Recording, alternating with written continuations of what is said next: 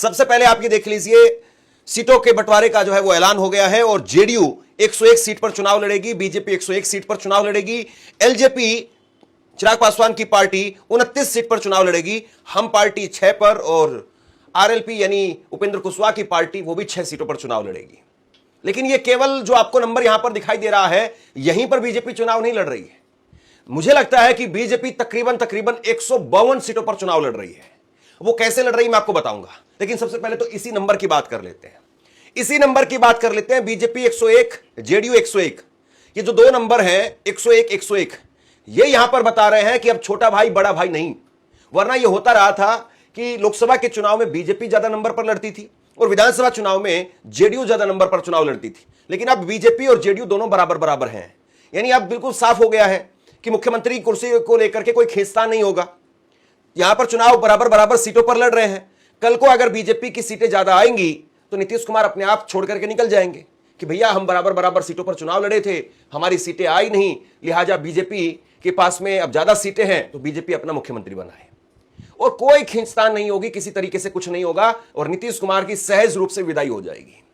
और अगर आपको लग रहा है कि नहीं नीतीश कुमार फिर पासा जो है पलट सकते हैं, फिर पलट करके उधर चले जाएंगे इधर चले जाएंगे, तो वो भी मैं आपको बताऊंगा। बीजेपी ने उसका भी इलाज कर लिया है। अब की बार नीतीश कुमार की हर हाल में एक तरीके से ऐसा दिखाई दे रहा है कि बीजेपी ने पूरा इंतजाम कर दिया है। हालांकि जैसे ही ये सीटों के बंटवारे का ऐलान हुआ उसके बाद में धड़ाधड़ सबके ट्वीट्स आ गए। सबने अपनी अपनी तरफ से फटाफट प्रतिक्रिया दे दी।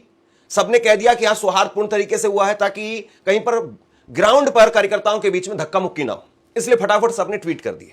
लेकिन जरा ये नंबर आप देख रहे हैं कि 101 सीटों पर बीजेपी, 101 सीट पर जेडीयू, ये सिर्फ 101 सीट नहीं है।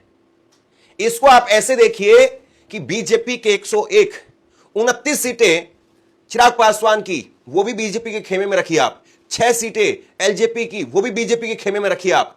और उसके साथ में 6 सीटें वो हैं हम पार्टी की, वो भी एक साथ रखी। यानी 6 सीट हम की, 6 सीट आरएलपी की और 29 सीट यहां पर एलजेपी की और 101 सीट बीजेपी की। कितना हो गया? 142 सीट।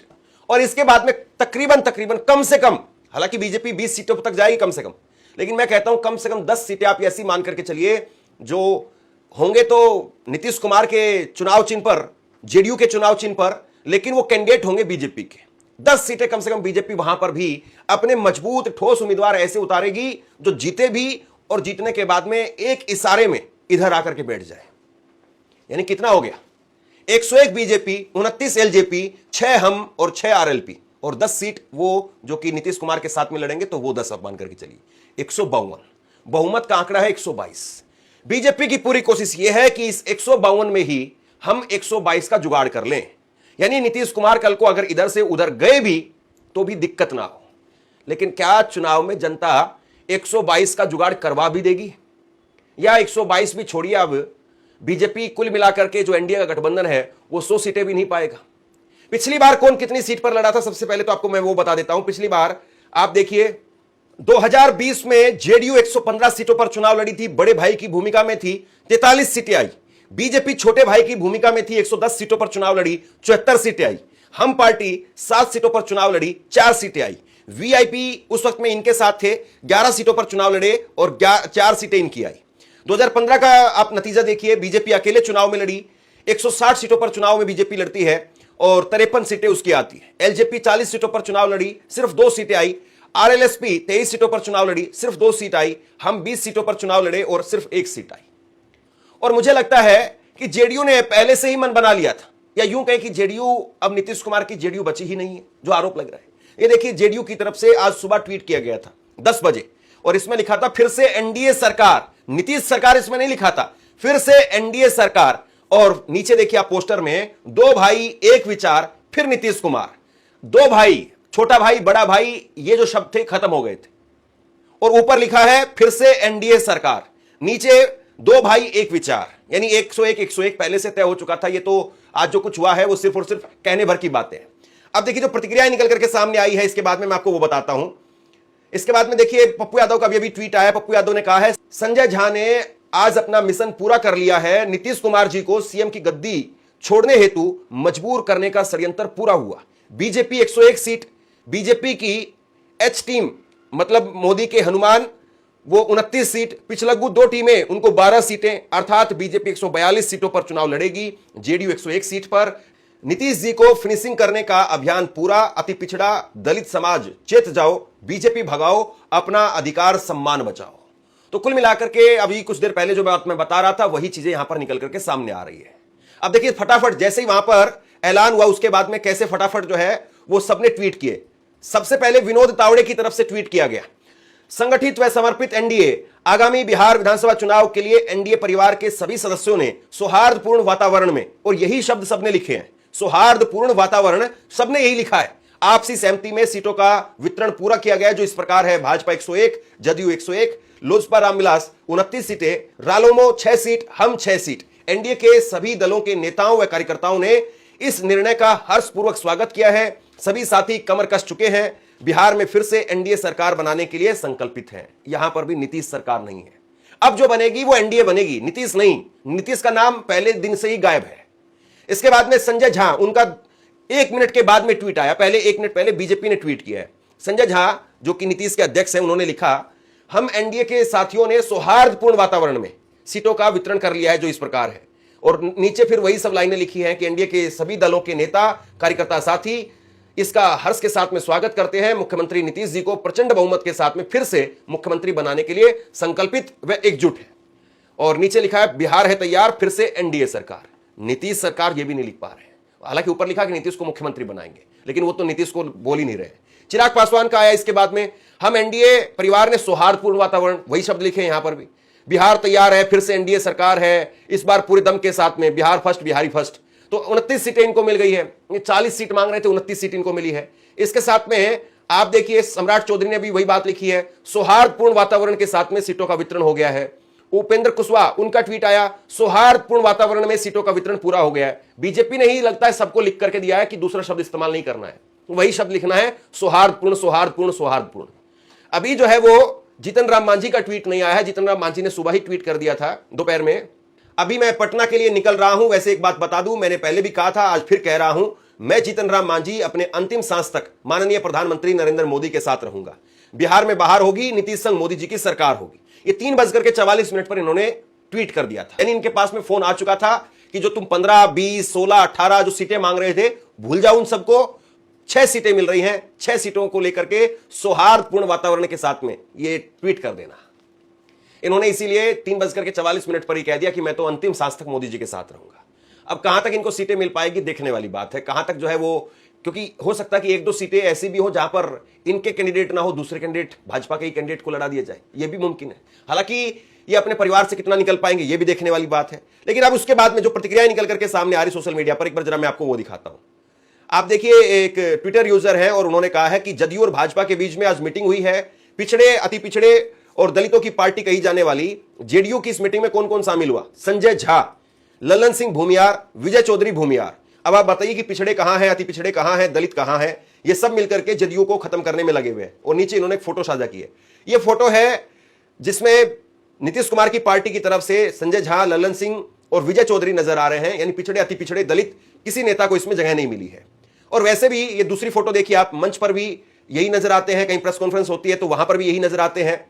एक और ट्विटर यूजर है, वो कह रहे हैं कि बात तो सही है, 2,500 रुपए के लालच में दिल्ली वालों ने अपने घर, मंदिर, झुग्गी झोपड़ी सब तुड़वा ली, तो बिहार में तो 4 गुना का लालच जो है वो दिया गया है।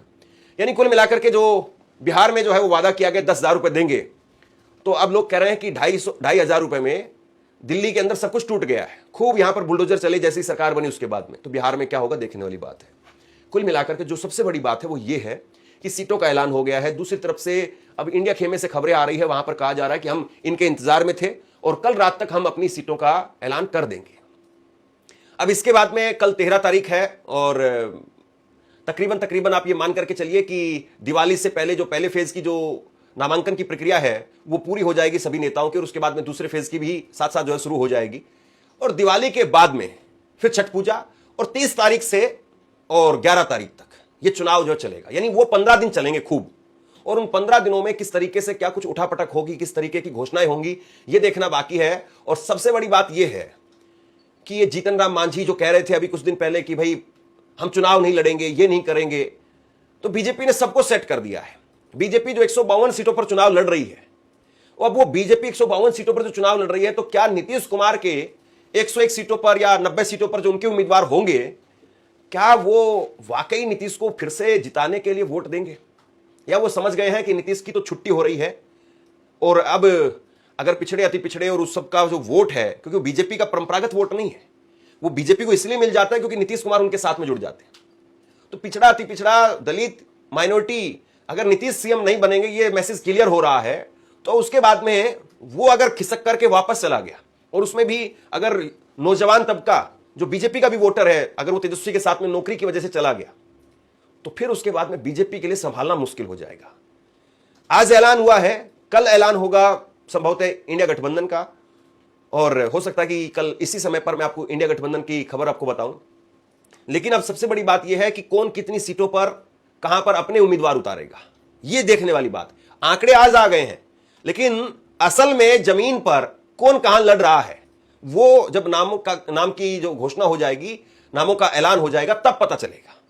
और तब जो है तस्वीर थोड़ी साफ होगी कि क्या वाकई जो है वो नीतीश कुमार को पहले ही, चुनाव से पहले ही घर बैठा दिया जाएगा।